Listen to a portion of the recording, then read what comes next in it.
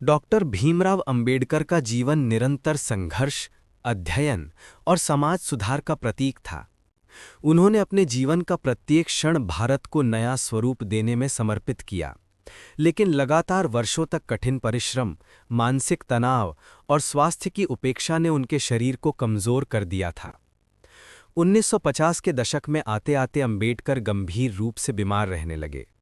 उनकी मधुमेह और हृदय संबंधी बीमारियां बढ़ती जा रही थीं।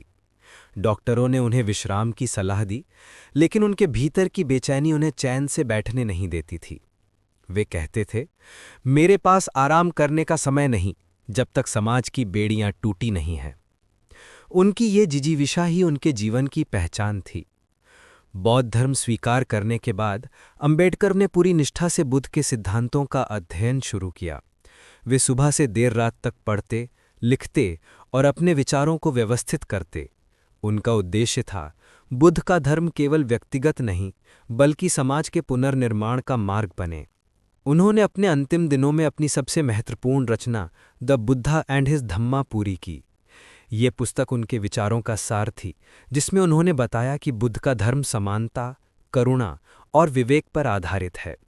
उन्होंने इस ग्रंथ को धर्म और जीवन का मार्गदर्शन कहा। ये उनके विचारों की अंतिम भेंट थी, मानवता के नाम। अंबेडकर अब बहुत कम सार्वजनिक रूप से दिखाई देते थे। वे दिल्ली स्थित अपने निवास 26 अलीपुर रोड में रहते थे। दिन का अधिकांश समय वे लेखन, प्रार्थना और अध्ययन में बिताते थे। शरीर कमजोर था पर मन दृढ़। वे जानते थे कि उनका अंत निकट है, पर उनके भीतर शांति थी, क्योंकि उन्होंने अपने जीवन का उद्देश्य पूरा कर लिया था। वे अक्सर कहते थे, मृत्यु से डरने वाला व्यक्ति कभी इतिहास नहीं बनाता।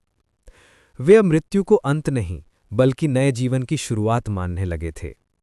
5 दिसंबर की रात उन्होंने अपने निजी सचिव से कहा था, मेरी तबीयत ठीक नहीं है, पर मुझे बुद्ध की दीक्षा के बाद से एक अद्भुत शांति महसूस होती है। 6 दिसंबर 1956 की सुबह डॉक्टर भीमराव अंबेडकर ने शांतिपूर्वक अंतिम सांस ली। उनका शरीर निस्तब्ध था, पर उनके विचार अमर हो चुके थे। उनके निधन की खबर ने पूरे भारत को स्तब्ध कर दिया। लाखों लोग रो पड़े। वो व्यक्ति चला गया जिसने उन्हें आत्मसम्मान का अर्थ सिखाया था। दिल्ली से लेकर नागपुर, मुंबई और दक्षिण भारत तक हर जगह उनके अनुयायी उनकी प्रतिमा के सामने नतमस्तक हो गए।